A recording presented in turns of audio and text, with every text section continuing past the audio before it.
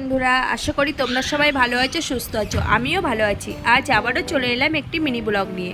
তো সকালে ঘুম থেকে উঠে ফ্রেশ হয়ে ব্রাশ করে চলে গেলাম রান্নাঘরে গিয়ে আমি প্রথমে চিচিঙ্গে আলুগুলোকে কেটে নিলাম। তো আজ আমি রান্না করব চিচিঙ্গে আলু ভাজা আর মটর ডালের বড়া করে আলু দিয়ে তরকারি করব। যেহেতু কাল একাদশী, ওই জন্যে আজ আমাদের বাড়িতে নিরামিষই হবে।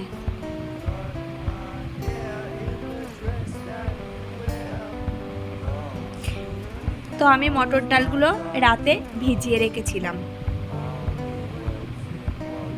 আর এর মধ্যে ছেলে এসে দেখো বন্ধুরা, ওর পড়ে গিয়ে পায়ে লেগেছে, সেটাই বলছিল। আবার একটু আমার গলা জড়িয়ে ধরে আমার সাথে একটু মজা করে নিল। কি করছে আমার সাথে দেখো।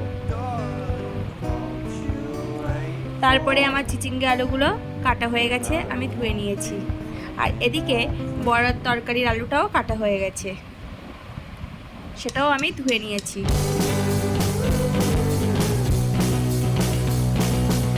আর এদিকে আমি কড়াই বসিয়ে দিলাম। কড়াই গরম হয়ে গেলে আমি তেল দিয়ে দিলাম।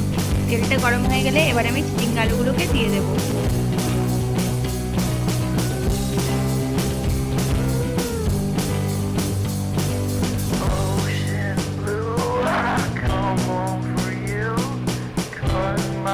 লঙ্কা দিয়ে দিলাম। এবার আমি ডালগুলোকে মিক্সার ব্লেন্ডে পেস্ট করে নেব। তো ডালের মধ্যে আমি 4-5টা কাঁচা লঙ্কা আর একটু লবণ দিয়ে দিয়েছি। যেহেতু গরম ভাতে ডালের বড়াটা খেতে খুব ভালো লাগে, ওই জন্য একটু লবণ আর একটু লঙ্কা না দিলে শুধু বড়াটা ভাতের সাথে ভালো লাগবে না।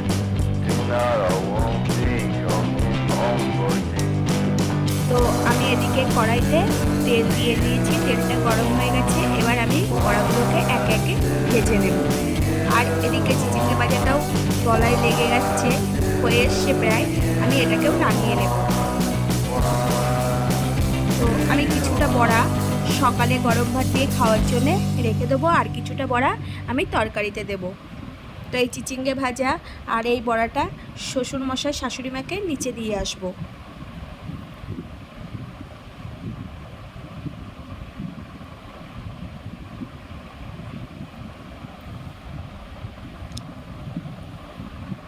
এদিকে একে একে আমি সব বড়াগুলোকে ভেজে নেব।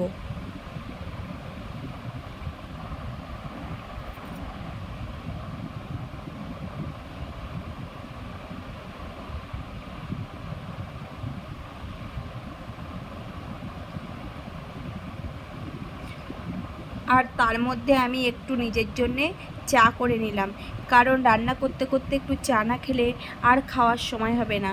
আর সকালবেলা ভীষণ খিদে পায়। আর বড়াগুলো ভাজা হয়ে গেলে আরেকটু তেল দিয়ে আমি ফোড়ন দিয়ে দিলাম, আর তার মধ্যে একটু আদা কুড়ে দিয়ে দিলাম। তার মধ্যে আলুগুলোকে দিয়ে দিলাম। আলুগুলো হালকা ভাজা হলে তার মধ্যে আমি লবণ হলুদ দিয়ে দেব।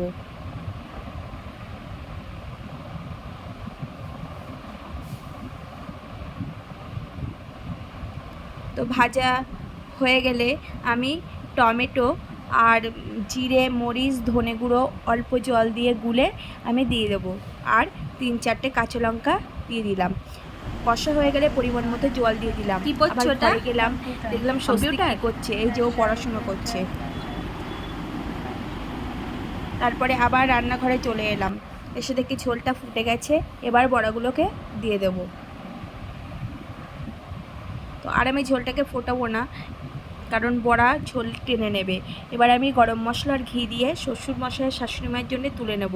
তুলে নিয়ে আমাদেরটাই একটু অল্প একটু মিষ্টি দেব, কারণ নিরামিষ তরকারি তো একটু মিষ্টি না দিলে আমি খেতে পারি না। শ্বশুরমশাই যেহেতু মিষ্টি খাওয়া বারণ, ওই জন্যে আমি দেইনি।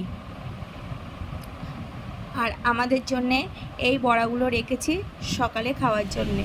আর এদিকে সকালবেলা আমি মুড়ি, চিচিঙ্গে ভাজা, 2টো বড়া নিয়ে নিলাম।